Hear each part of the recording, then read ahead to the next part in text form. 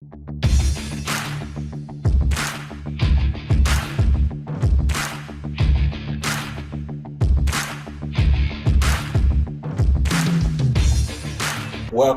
to the part 2, the concluding part of this video, implementing VXLAN over MPLS.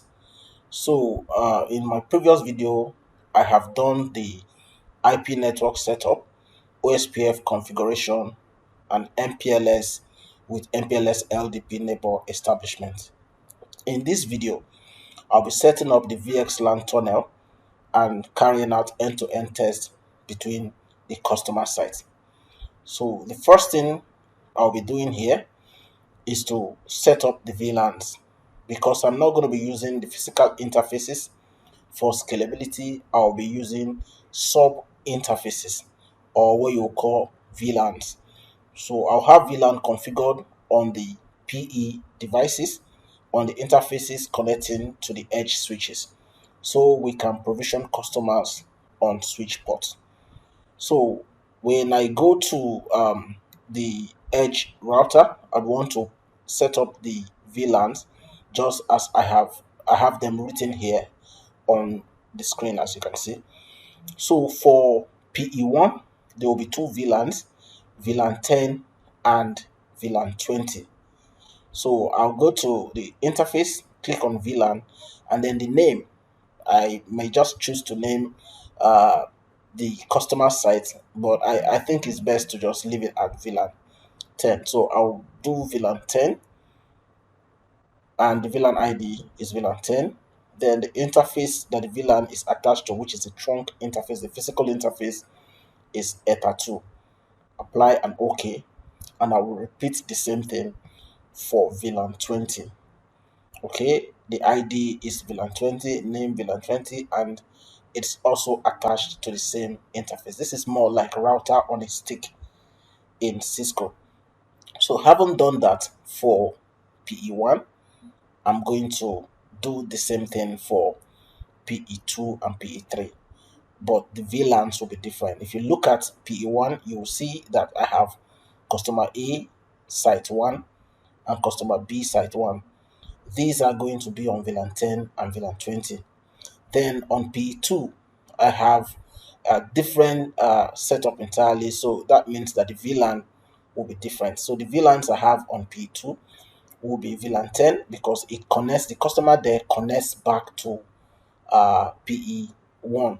So there will be VLAN 10 there. But then there's a customer there that connects to PE3. So I'll be doing VLAN 30 between those two customers. So now I'll move on to PE3. On PE3, there's a leg that is connecting back to PE1. So that is for customer B. So that needs to be on VLAN 20. Okay, so name VLAN 20, VLAN ID is VLAN 20, and the physical interface here, I actually made a mistake. I think I'll come back to it. So you have VLAN 30, and the VID is VLAN 30, and the physical interface is ETA2. Okay, apply and OK, and then I'll go back to the one I did earlier and make sure that the interface is corrected. So I ensure that there is consistency in the interface naming. So all the interfaces connecting to the edge switches are all ETA2. So it makes it easy for me to remember for my setup. So now that I have the VLANs configured, it's now time to configure my VXLAN. VXLAN stands for Virtual Extensible LAN. It is an overlay technology that allows you to establish a tunnel over an underlay network. So I'm going to enter the name for the VXLAN, and then I'll enter the VXLAN network ID, okay, which is for VXLAN 10. I'm using the ID 10, and then I'm going to do another one for VXLAN 20, and then I'll put the VNI 20, just like the VLAN I had set up earlier. So PE1 will have 10 and 20, and then I'm going to set up the virtual LAN, VXLAN tunnel endpoint. So here I will choose an interface, the VXLAN interface. I just created two interfaces now. So I'm going to choose the one for 10, and then I'll put the endpoint where that tunnel is terminating. So from PE1's perspective, VXLAN 10 is terminating on PE2. PE2's IP will be entered there as 1.1.1.2. I will do the same thing for VXLAN 20. Okay, the VXLAN 20 is terminating on 1.1.1.3.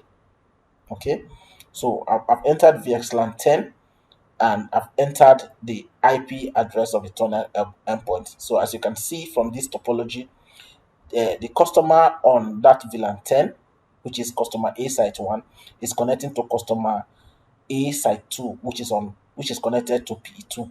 So I'm going to enter for VXLAN 20, and then I'll put the endpoint of this tunnel, which is 1.1.1.3. Then I'll apply and I'll OK it. Now, it's in sequence, it's sequential. So you create your VLAN, what we have done, you create your VXLAN interface, and then you enter your VTIP, which is the VXLAN tunnel endpoint. After that, the next thing to do is to create a bridge. When you create a bridge, you then add ports to the bridge. What ports are you adding to the bridge? You're going to add your interface you're using to connect to the customer. In this case, a VLAN.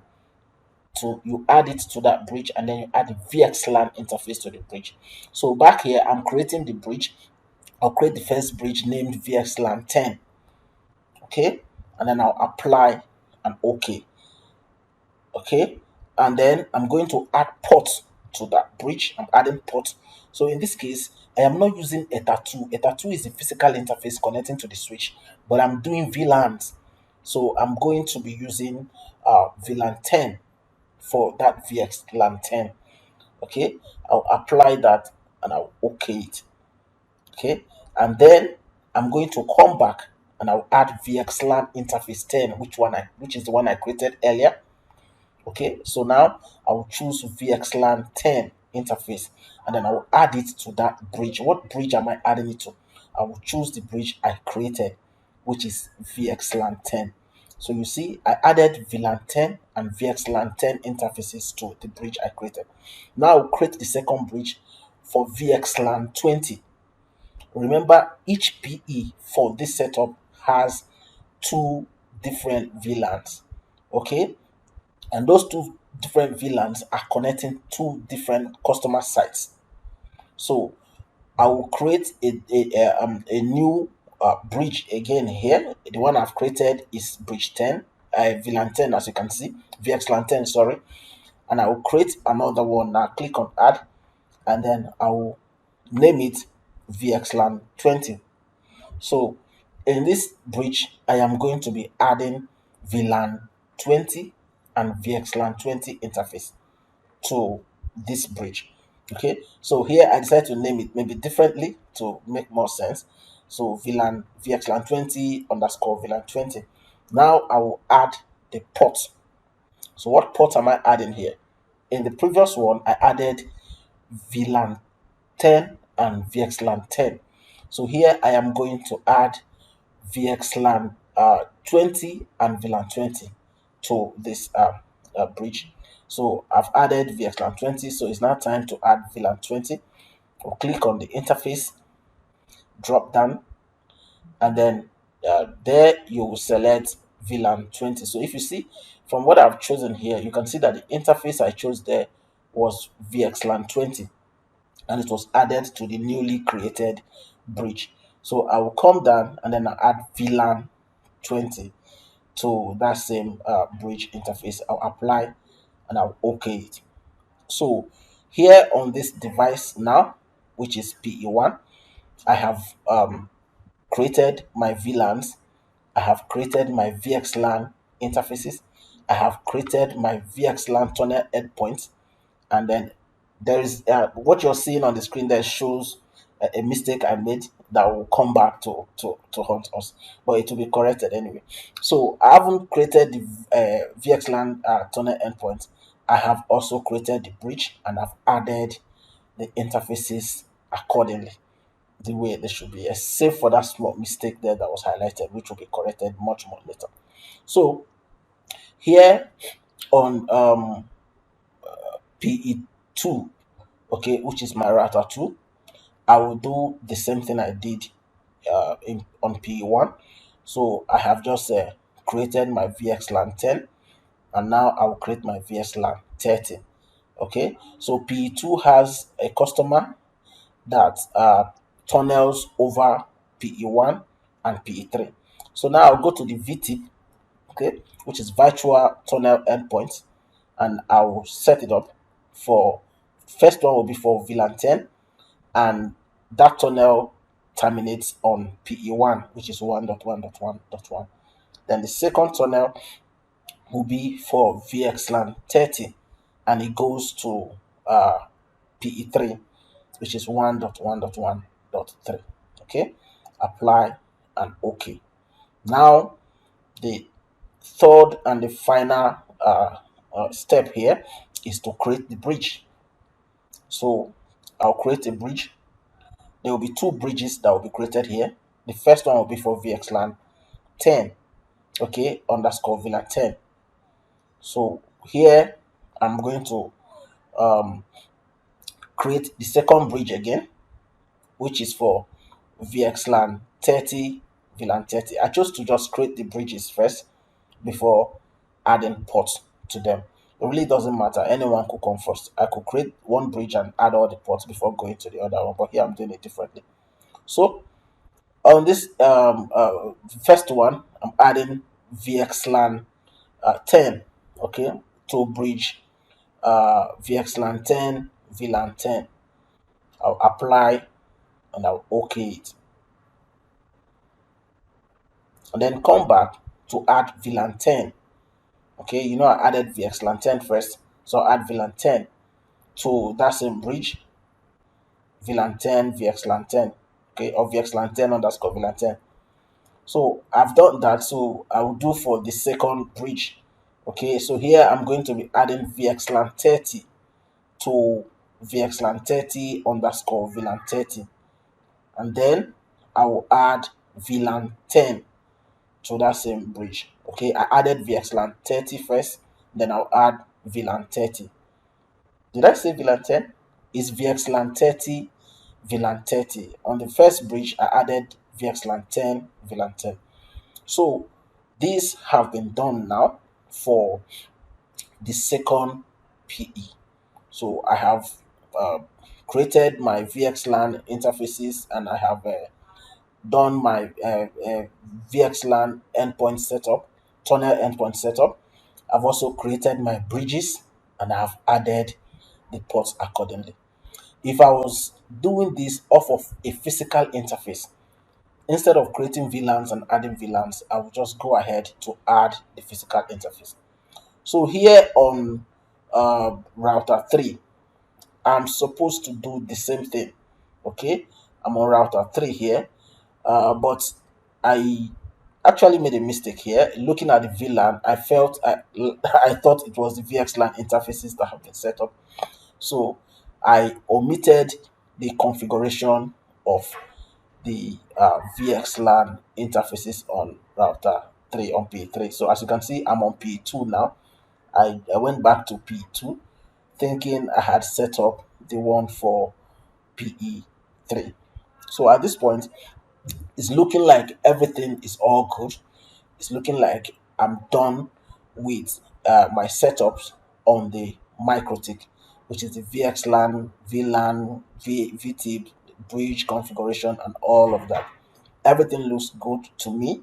Unfortunately, it is not that good. So I'm going to head over to the switch. These are Cisco switches. I like, doing a mix of everything so that you get to learn everything. So here on the Cisco switches, I'm going to configure a trunk port to the MikroTik routers serving as my PE routers. I'm going to create VLANs, and I'm going to access ports to different VLANs. So on the interface connecting to the MikroTik, which is the PE1, I'm setting it up as a trunk port. So say switch port trunk encapsulation .1Q. .1Q is industry standard. Cisco had their own interswitch link ISL that has been discontinued. Okay, just a little story for you to remember if you forgot. So I'm creating the VLANs now. I'm now going to be naming them. So if you say VLAN 10 and you hit the enter key without putting a name, it names it VLAN 10. Okay, so you can see that I have VLAN 10. I also have VLAN 20. Okay, so the next thing I'm going to do is to assign the ports. You can see there are two devices that are connected to that switch there, apart from the uplink, which is the trunk port that has already been configured. So I'm going to assign those ports to different VLANs. So the E0 is an access port, okay, switch port mode access, and I say switch port access VLAN 10. I'll do the same thing for E02. Is an access port as well, and the device block there is assigned to VLAN 20. So this is just the setting up of a tagged and untagged port. Okay, so the access ports are untagged port, while the trunk port is tagged port. So it simply means that anything that is going out of those access ports will not be tagged, but whatever is coming into the trunk port will be tagged. So I'm on switch 2, which is the switch connected to 2. So here is just a repetition of what I did on PE, on switch 1, sorry. So I'm going to configure the trunk port, but here I'm starting off with the creation of the VLAN first. So I created VLAN 10 and VLAN 30, which are the two VLANs that are available here.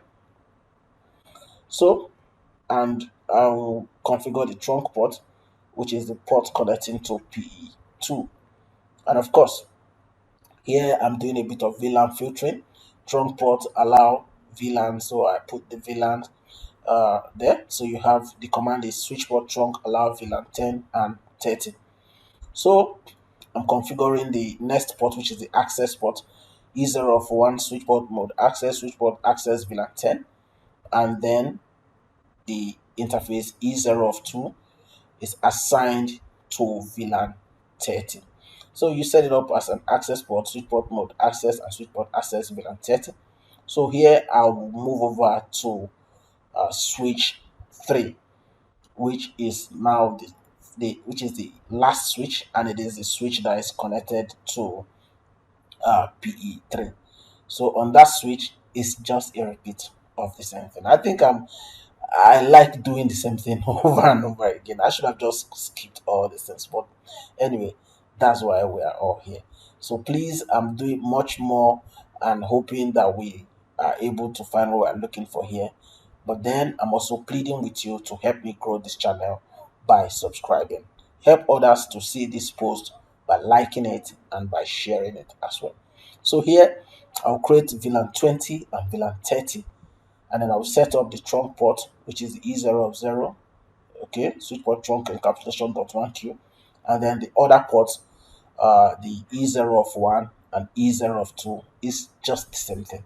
So you go into those interfaces and you first of all define the interface as an access port by saying switch port mode access. Then the next thing is to assign that port to a VLAN by saying switch port access VLAN 10 or VLAN 20. Then the next thing is to just do a bit of VLAN filtering by saying switch port trunk allow VLAN. So you just define the VLANs that are allowed on that trunk port, which is 20 and 30 in this case. So there you have it for the setup. Okay. Um, interface E0 switch port mode access, switch port access VLAN 20, and then interface E0 switch port mode access as well, and switch port access VLAN 30. So that's all I need to do here on switch 3 to have it set up. So I'm done with the switch configuration. Everything is all good, looking good on the switch. So it's now time to go to the customer devices. These are known as CE devices. So here I'll just simply go to the interface connecting to the switch interface F0 of 0 IP add 192.168.10.1 is a slash 24. So no routing whatsoever. I'll go to the other end. This is customer A site 1. I'll go to customer A site 2 and give a second IP address from the same subnet and then see if we are able to communicate over this MPLS network through the VXLAN tunnel. So I'll put the IP address here as 10.2/24. No shutdown to bring up the interface. So quickly we'll do a ping test and let's see if it works. Okay, we lost the ping there to app. Now we see that 100%. So it is working. The tunnel is working. Where the customer connected to PE1 is able to talk to the customer connected to PE2. So customer A site 1 is able to talk to customer A site 2. So we are on the customer B site 1 device, and then we are trying to set it up. This customer is actually being routed through the tunnel setup for VLAN 20. So we've done for the customer setup for VLAN 10 and it's working. So we are here on customer B site 2. The same thing will go to the interface F0 of 0 IP add 192.168.20.2. The site 1 is 20.1. Okay, it's also a slash 24 network. So let's try reachability now that the interface is up and already addressed. So we do ping 192.168.20.1 and unfortunately it's not working. This is what you don't want to see, or should I say this is not what you want to see as a network engineer. So back on the PE3 device, you know that PE3 has VLAN 20 on it as well. So I'm checking. So I'm on the PE3 device. I'm checking the VLANs and I can see that I have the two VLANs there, VLAN 20 and VLAN 10. So in this case, it is VLAN 20 that we're dealing with. And unfortunately, I did not set up the VXLAN on router 3. I said it earlier. So I had thought I set it up because I saw the VLAN, but I didn't set up the VXLAN interfaces. Neither did I set up the VTIP, which is the VXLAN tunnel endpoint, as well as the bridge. So I'm creating the VXLAN interface now. VXLAN 20 has just been created. So I'm doing the same thing for VXLAN 30, and then I put the VXLAN network ID as 30 there as well.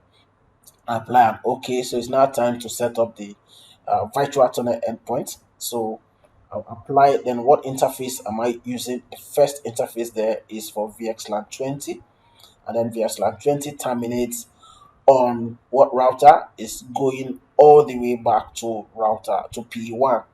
Okay, 1.1.1.1. I think that is the correct one. I'll be checking to see, but I think it's 1.1.1.1. So if you look at it there, you will see that for 20, that is the customer on blue. Okay, so and it's connected to PE1, and PE1's loopback IP address is 1.1.1.1. So you apply and you OK. Then for VXLAN 30, you click on it and put the tunnel endpoint address of 1.1.1.3, which is router 3. Oh, sorry, I'm on router 3, sorry. So it's going to be 1.1.1.2. So I made a mistake there by choosing a VLAN interface instead of VXLAN interface. So I've just corrected that, apply and OK. And the virtual tunnel endpoints have just been created. So the next thing is to create the bridge. So I'll be creating two different bridges here, VXLAN 20 underscore VLAN 20 and VXLAN 30 underscore VLAN 30. So I'll create the bridges and I will go to the ports to add ports to the bridges. Do you remember the ports that should be added? Yeah, because we are doing VLANs, so we'll be adding the VLAN port and the VXLAN port.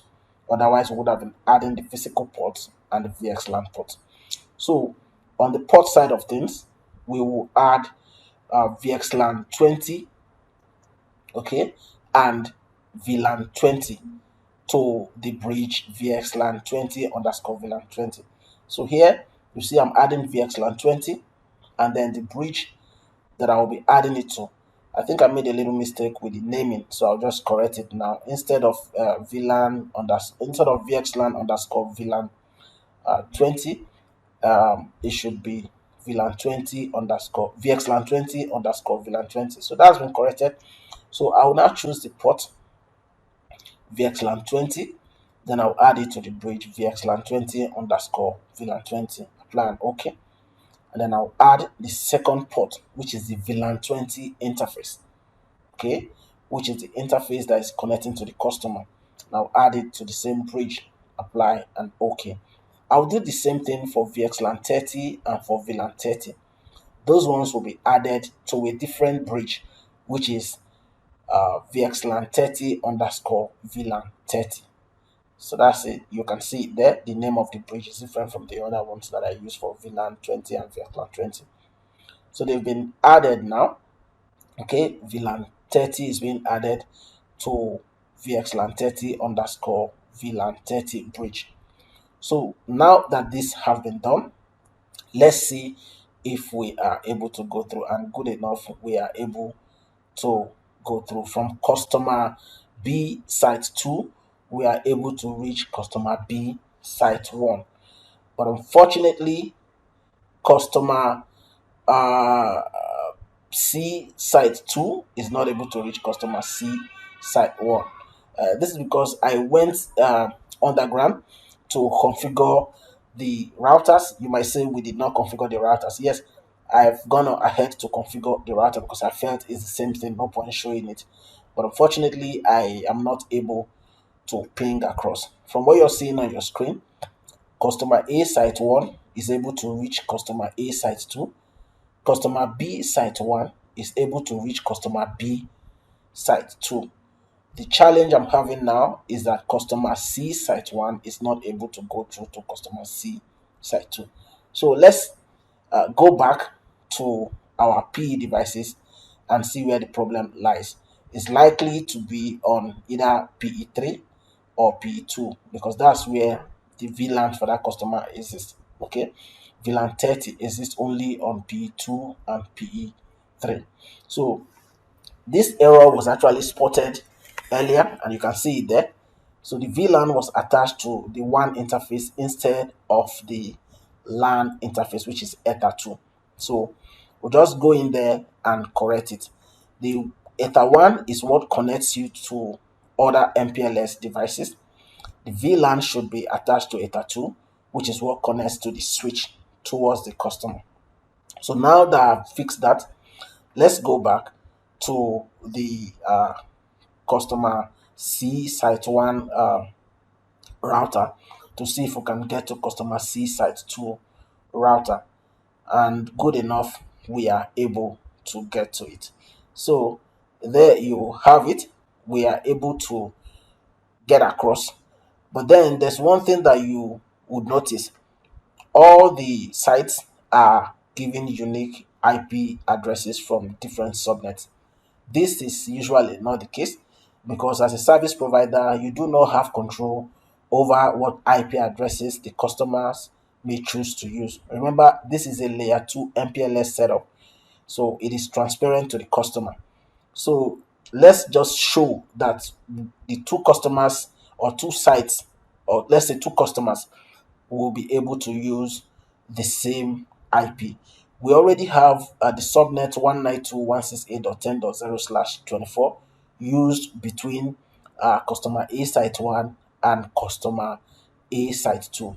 And customer A site 2 is on router 2. So let's try to change the subnet between PE2 and PE3 from 30.0 network to 192.168.10.0/24 network. So I'm going into the interface and I'll say no IP add. Now I'm going to add a new IP 192.168.10.2. Okay, this is customer C site 1. Okay, so I'm changing that IP. I've changed that, so I will go to the other device, which is client C site 2, or customer C site 2, as I've been saying since. So I will go into the interface just to show you the IP address there. That is 192.168.30.1, and I'm going to remove that IP with the command no IP add, and then I will add a new IP with the command IP add 192.168.10.1 255.255.255.0, which is /24 subnet mask. Now I'm going to do a ping across to see if I'm able to get across. So having shown the IP address is 10.1, I'll try to ping 10.2. Okay, so good enough. You'll see that it's going to be successful. It is successful. Okay, we lost one ping, and then here it is 100%. So this is uh, exactly what should happen. Okay, we do not have control over the IPs that our customers will use. So with this setup, there is no conflict of IP because our routers, our P routers, and so are unaware of what is traversing the network. We have already set up a tunnel, so as the traffic is coming from the customer, it goes through the tunnel. So I'm removing the cloud setup and everything, just so you know that it has no bearing on the functionality of this topology. The reason I have the cloud is so I can have GUI access to the MikroTik devices. So now that I've removed them, I'll just go back and do one or more tests, just so you know that everything is working like it should. So here on client 3 site 1, which is customer 3 site 1, I'm doing a ping again to 192.168.10.1, and as you can see, it is successful. So there you have it. This is a demonstration of using VXLAN tunnel over MPLS. If you made it this far, if you've watched the part 1 and you've watched this part 2 to this point, I'll say thank you for sticking around. Now help others watch by liking this video, sharing it, and also help me grow this channel by subscribing to this channel. Thank you.